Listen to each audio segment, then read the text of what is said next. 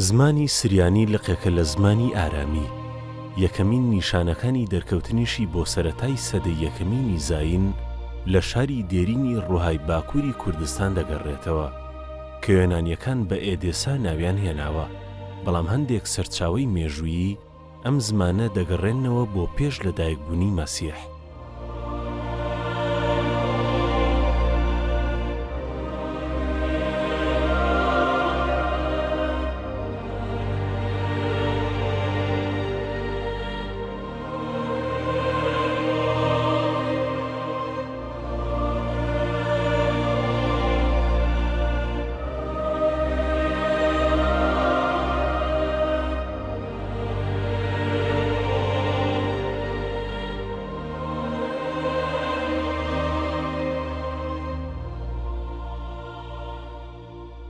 بشرايوثك من دمر لشان سوريايا إلى من زمانی سریانی دەڕواتە خانەی زمانی ئارامیەوە. ئەم زمانە لە سەدەی یەکەمی زاینی بەتایبەتی لە ناوچەی ئورهای و نووسەیبین زۆر گەشی سندووە. هەروەها لە کاتی وەرگێڕانی کتێبە پیرۆزەکان لە چەندین وڵات پەرەیسەند.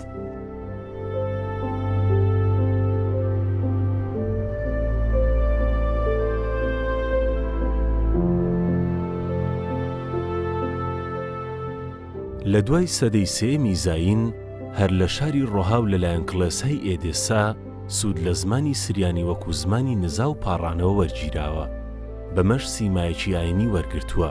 هەندێک سەرچاوە هێما بۆەوە دەکەن کە ئەو سەردەمە هەوڵێکی زۆر لە ئارادا بووە بۆ دروستکردنی وەرگێڕانێکی شیاوی کتێبی پیرۆز بۆ سەر زمانی سریانی.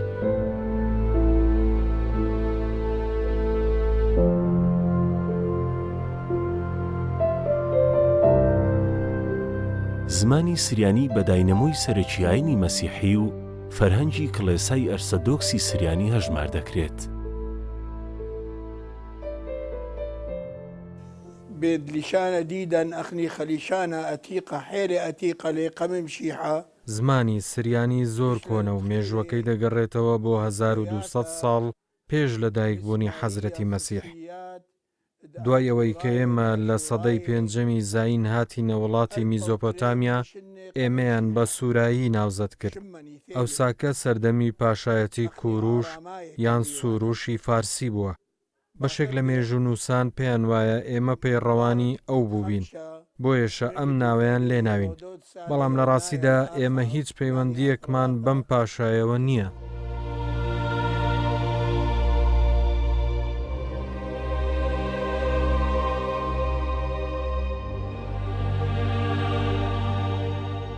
زمانی سریانی وەکو زمانی مەزهەبی کڵێسای ئۆرتۆدۆکسی سریانی و بەشێک لە لقەکانی ئەم کڵێسەیە سوودی لێ وەردەگیرێ، لە کوردستان دەخوێندرێ و گرنگجێکی زۆری پێدەدرێت.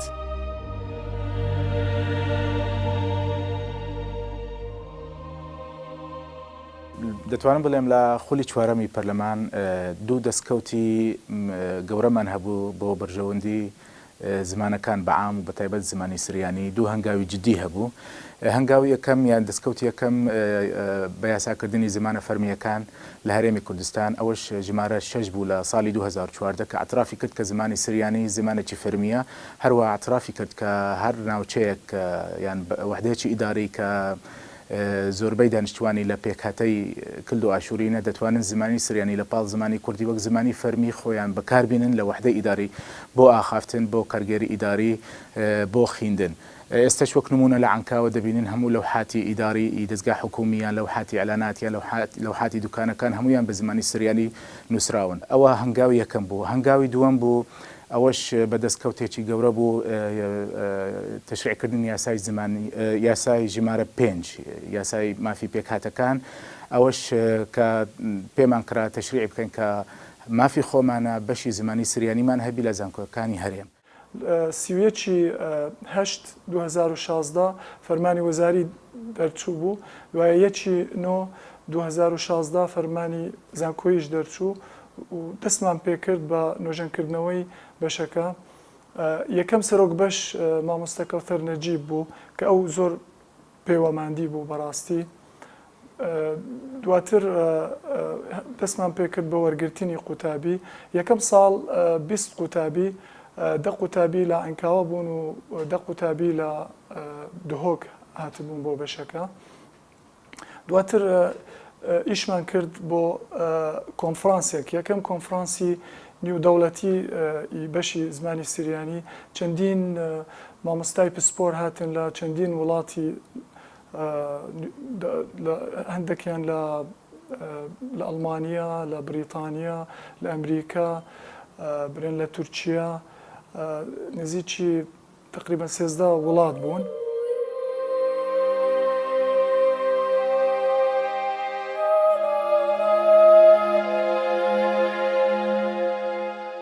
لە بەشی سریانی کۆلێژی پەروەردەی زانکۆی سەلاحەدین جا لە کریستیانەکان قوتابی ناکریستیانیش دەخوێنن و هەوڵ دەدرێت تاکو ژمارەیان زیاتر بکرێ.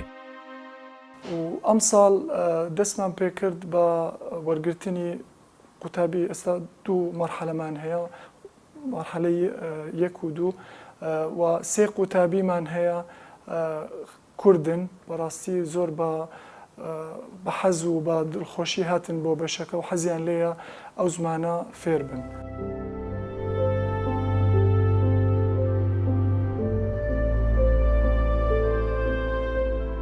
هەریەک لەو قوتابیانی کە بۆ خوێندنی زمانی سریانی ڕویان لە زانکۆ کردووە، ڕوانینێکی تایبەتیان بۆ خوێندنی ئەم زمانە هەیە.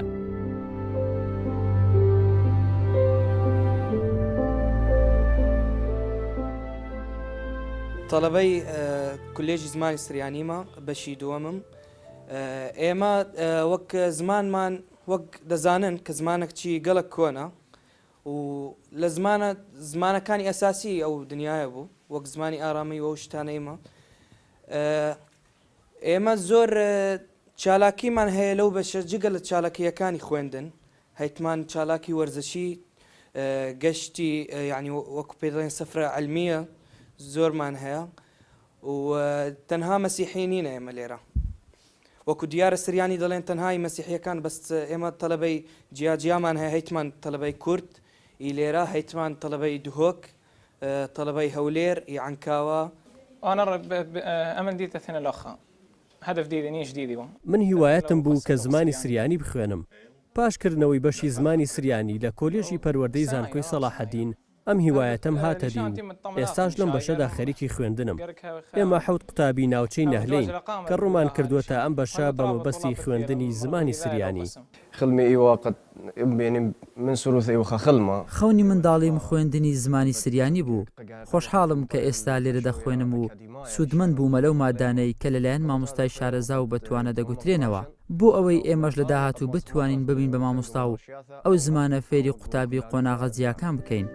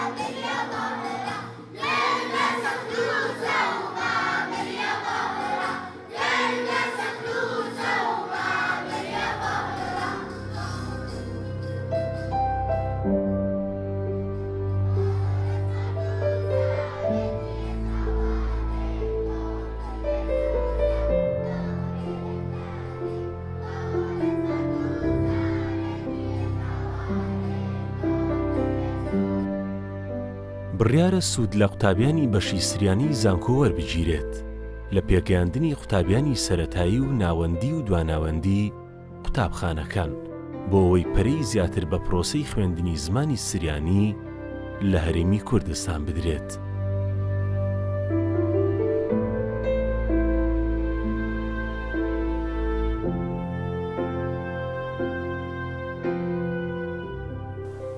وەکو دەزانن چەندین قوتابخانەمان هەیە کە بە سریانی دەخینن، چەندین قوتابخانە هەیە بە کوردی دەخینین بەڵام دەرسی سریانیان هەیە.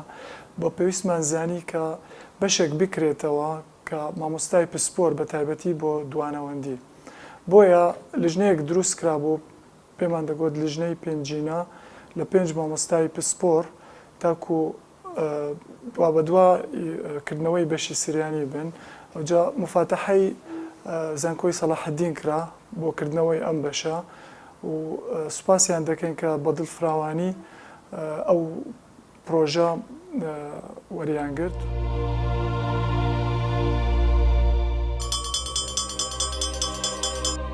A B G D H W Z H T K L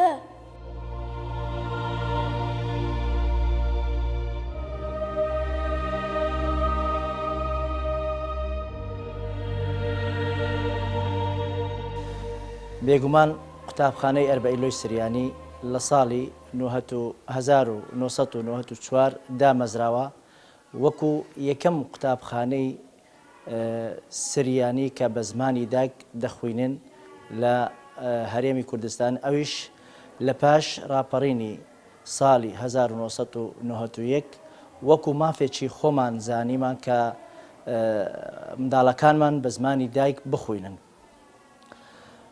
هەروەها دەستی پێکرد بۆ تاکو ئەمڕۆوە زۆربەی زۆری قوتابیانیشمان لە قوتابخانە بنەڕەتیەکانیان خوێند و تەواویان کرد کە لە بنەڕەتی تەواو بوون چوونەوە دوانەوەندی ئۆری سریانی کە ئەویش تەواوکەری قوتابخانەی ئەربەئیلۆی سریانیە بە هەمان شێوە گشت وانەکان بە زمانی سریانی ئەخوێندرێن هەمان وانەکانن کە لە زمانی کوردی دەخوێنن بەڵام تەرجمە کراوە بۆ زمانی سریانی هەروەک کۆمەڵایەتی بیرکاری زانست و بێ لەوانش وانەکانی کە بە زمانی ئینگلیزی زمانی کوردی و هەروەها زمانی عەرەبی و سریانیش بە هەمان شێوە ئەوانیش دەخوێندرێت لە قوتابخانەکەمان.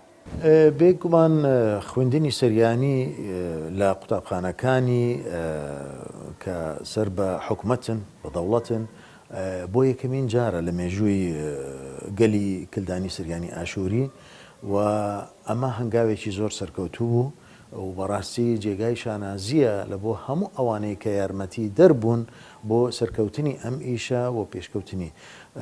ئەتوانم بڵێم یەکێکە لە شتە نمونیەکانی کە ملەتەکەمان سوودی لێ وەرگرتووە لە هەرێمی کوردستان خوێندن بە زمانی دایک. خوێندنی سریانی لە دوای 1992 لە هەرێمی کوردستان دەستی پێکردووە لە شارەکانی هەولێر و دهۆک. بێگومان وەک پسپۆری زمانی سریانی لە شاری هەولێر کە 20 قوتابخانەمان هەیە سەرەتایی 12 و ئەویتر ناوەندی و دوانەوەندیە لە ناو شارۆچکەی عەنکاوە لە شەقلاوە لە دیانە و لە کۆی هەرمۆتە. بێگومان لە دوای یەکەمین پەرلەمانی هەرێمی کوردستان و لە دوای دامەزراندنی وەزارەتەکان کە یەکەمین یاسا وەزارەتی پەروەردە لە خاڵەکانی خوێندن بە زمانی سریانی لەو شوێنانەی کە بەشی لە 125 لە سریانبی کلدان ئاشووری ئەم قوتابخانانە بێگومان ژمارەی قوتابیەکانیان تەنها لە شاری هەولێر هەر لە بیدایەتەوە دەستپێکردنی خوێندن زیاتر لە 2400 قوتابی بوون لە گشت قوتابخانەکانی سەرەتایی و ناوەندی و دوانەوەندیش زیاتر لە 1600 قوتابی تیا بوو و بەردەوام طبعاً ساڵی یەکەم تەنها لە پۆلی یەکەمەوە دەست پێکرا دوای ساڵی دووەم پۆلی یەکەم و دووەم و هەروەها تا ساڵی 1970 گەیشتە خوێندنی سەرەتایی بە زمانی سریانی پۆلی شەشەم و لە دوای اینجا لە ناوەندی لە دوای 2009 تا 2003 خوێندنی سریانی بە تەواوی لە قوتابخانەکانی سەرەتایی و ناوەندی و دوانەوەندی تەواو بوو قوتابیەکانمان بە پلەی نایاب بەشی زۆری قوتابخانەکان پلەی باشیان هێنا ئەو کاتە ئەزمموی وەزاریش بوو لە سەرەتایی لە شەشی سەرەتایی و هەروەها لە سەی ناوەندی و لە شەشی دواناوەندی. پرۆگرامەکانی خوێندن لە قوتابخانەکانی سریانی تەنها زمانی سریانی نەبی و ئاینی مەسیحی کە ئەخیندرێتەوە ئەمە لێژنەی تایبەتیان هەیە کە ئەم پەرتوکانەی داناوە لە سەرەتاییوە تا کۆتایی شەشی دواناوەندی. ئێمە وەک خوێندنی سریانی لە کاتی ئێستا 55 قوتابخانە هەمانە لە پەروەردەی گشتی هەولێر و پەروەردەی گشتی دهۆک. لەم دوو جۆرە خوێندنمان هەیە لە زمانی سریانی. یەکەمیان هەموو بابەتەکان بە زمانی سریانی، یعنی لەوانە 31 قوتابخانە لە هەرێمی کوردستان زمانی سریانی هەموو بابەتەکان زمانی سریانی بێژگە لە زمانی کوردی و عەرەبی و ئینگلیزی. 24 قوتابخانە وەک زمان دەخوێنن، یعنی زمانی سریانی و ئاینی مەسیحی. لە گوتمە 24 بزمانی سریانی دەخینن وەک ئاینی مەسیحی وەک زمانی سریانی لە هەولێر و لە دهۆک. هەموو ساڵێ ئێمە وەک وەزارەتی پەروەردە داوا دەکەین لە بەڕێی بەرەوبەرەتەکان ئامار بکرێ، ئاماری قوتابیان و مامۆستایان. بە گوێرەی ئاخر ئاماری وەزارەتی پەروەردە کە ساڵی پار بوو، ئێستا ئەو ساڵە هەتا ئێستا وەک بەرایی دەزانن، ینی نەکراوە هەتا ئێستا دەکرێتن بە ڕۆژانە تەواو دەبی 10,906 قوتابی بە زمانی سریانی دەخوێنن.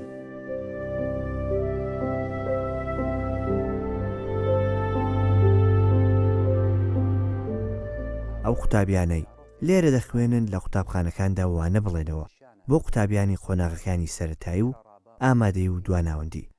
ئێمە لە بەشی سریانی لە زانکۆی سەلاحەدین هەوڵ دەدەین کە خەڵکی ناکریستیانیش بێن و لەم بەشەدا بخوێنن.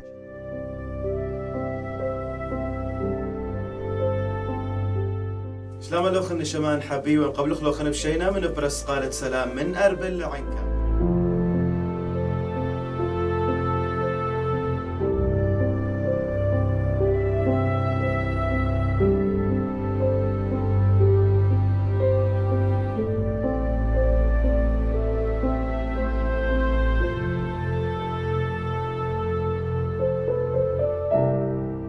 ئەلفوبەی سریانی یەکێکە لە شێوازەکانی ئەلفوبەی ئارامی. دوای دووبارە ژیانەوەی شێوەنووسی تایبەت بە زمانەکە لە سەرەتاکانی سەدەی 20دا سوودوەرگرتن لە شێوەنووسینی هاوچەرخی سریانی باو بووە، بە تایبەتیش لە ڕاگەاندن و دەرکردنی بڵاوکراوە و ڕۆژنامە.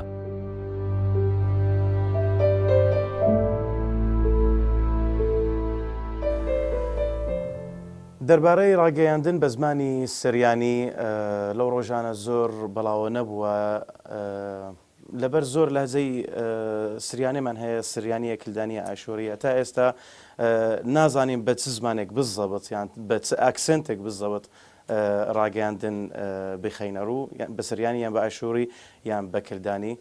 ئەخبار بە زمانی سریانیمان هەیە و پێشکەشمان کردووە پێش ئێستا. زمانێکی ستاندەرمان دانا، بەڵام تۆزێک ئیشی پێدەوێت چکە زۆر دەچینە ناو قاموس و ئەو شتانە، ئەو شە نازانین مانای چییە، ئەو شە بە کوردیە یان ئەسڵیەکەی بە عەرەبیە دەبی بە زمانی سریانی بکەین. تۆزێ زەحمەتە، بەڵام کردومانە پێش ئێستا.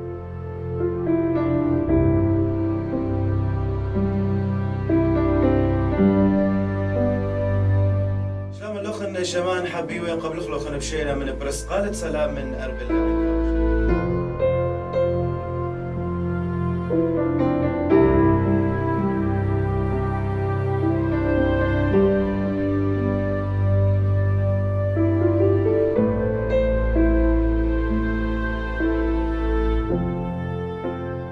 لە ساڵی 489 زاینی زۆر لەو کریستیانە سریانی زمانانەی کە لە سنوورەکانی ئیمپراتۆرەتی ڕۆم دەژیان بەهۆی ئازاردانی مەزهەبیانە کە لەلایەن کریستیانە یۆنانی زمانەکانەوە بەرامبەریان دەکرا بۆ خاچی ساسانیەکان ڕایاندەکرد. بەمەش زمانی سریانی بۆ دوولقی سەرەکی دابەش بووە.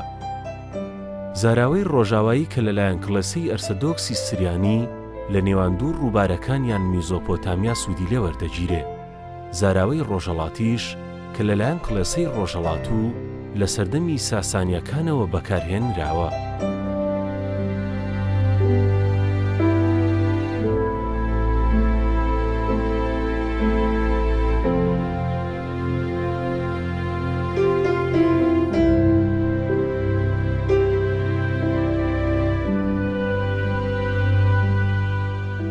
شێوەنووسینی سریانیش دوای ئەم دابەشبوونە چەند شێوازێکی لێ دروست بووە.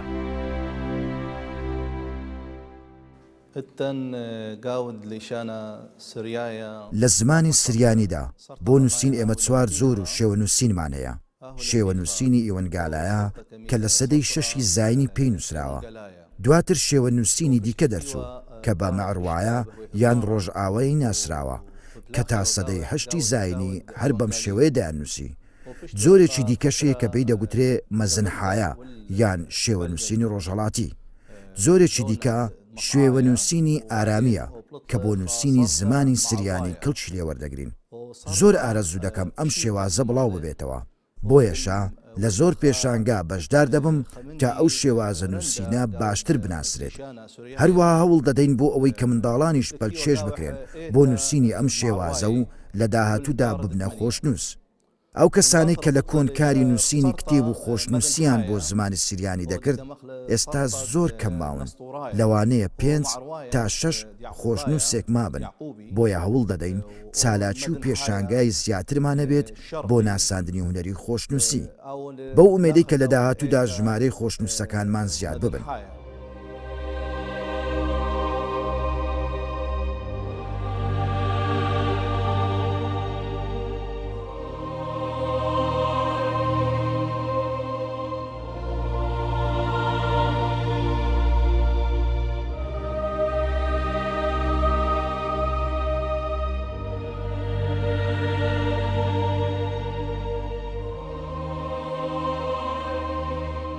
ئەم نووسینەی کە لەسەر پێستی بەرغ نووسیوە شێوە نووسینی ئێوەنگالایە کە نزایەکی ئاینیە.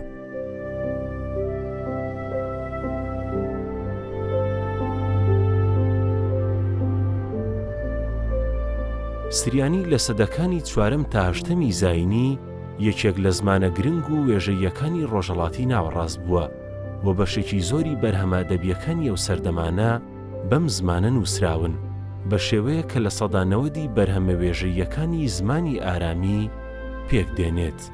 زۆر دەستنووسی کۆن کە لەلایەن قەشە نەجیب ساناتی پارێزراون گەواهی ئەوەن کە زمانی سریانی ڕۆڵێکی گەورەی لە وێژەی سەردەمی خۆی هەبووە. محتوى المخطوطات الديا رابە ناوڕۆژی ئەم بابەتە دەستنووسانە زۆر فراوان و بە چەند زمانێکی جیاواز نووسراون، بەڵام زۆربەی ئەم بابەتە دەستنووسانەی لای ئێمە هەنا بە زمانی سریانی نووسراون بە هەردوو جۆری خۆشنووسی ڕۆژهەڵاتی و شێوە ڕۆژئاوایەکەیەوە، هەروەها بە زمانگەلی وەکو عەرەبی و فەڕەنسی و ئیتاڵی و ئینگلیزی هەنا. ئەم کارانە لەلایەن چەند قەشیەکی فەڕەنسی و ئیتاڵی بە زمانی جیاواز لەوانەش بە زمانی کوردی و لەسەر کولتور و بابەتی جیاوازەوە نووسراون. یەکەمین فەرهەنگ لەسەر زمان و ڕێزمانی کوردیش لەلایەن قەشە کارزۆنی لە سەدەی هەژدەی زاینی نووسراوە و دواتر وەرجێراوەتە سەر زمانی ئیتاڵی. هەروەها چەند قەشیەکی دیکەش گرنگی زۆریان داوە بە کوردستان و دابونەریتەکانی.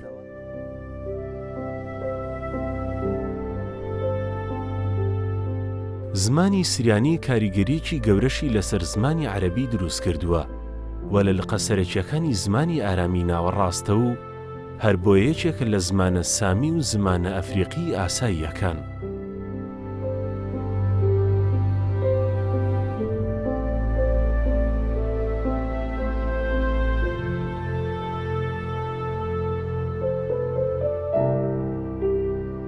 بەهۆی گرنگی دەستنووسە کۆنەکان بە هەوڵێکی زۆرەوە قەشە نەجیب توانیوێتی بەشێکی زۆریان لە دەست داعش قوتار بکات و بیانگەیەنێتە کوردستان. بە هەوڵێکی زۆر و پێش ساڵی 2014 توانیمان زۆر لە دەستنووسەکان لە دەست ڕێکخراوی تیرۆریستی داعش ڕزگار بکەین. لە شاری مووسڵ توانیم هەموو ئەو کتێب و دەستنووسانە ڕزگار بکەم و بیان هێنمە ئێرە پێش ئەوەی کە داعش بێت و مووسڵ داگیر بکات. هەروەها دەستنووسەکانی قەرەخوشیشم ڕزگار کردووە و هێناومەتە کوردستان. داعش شوێنەوەرەکانی کاول کرد و دەستنووسەکانی سووتان بۆ ئەوەی کە مێژووی ئێمە نەهێڵێ. بۆیەشە ئێمە هەموو هەوڵێک دەدەین کە ئەم کتێب و دەستنووسانە بپارێزین تاکو و پارێزگاری لە بوونی خۆمان بکەین. نزیکەی 3000 دەستنووسم لە مووسڵ و قەرەخۆش ڕزگار کرد کە ئەرشیفی مێژووی مەسیح و ئاینەکانی دیکەی لەخۆ گرتبوو. هەوڵیش دەدەم کە هونەری پاراستنی دەستنووسەکان فێری کەسانی دیکەش بکەین. هەروەها بە لەبەرگرتنەوە و کۆپیکردنی ئەم دەستنووسانە بەتر هەوڵی پاراستنیان بدەین.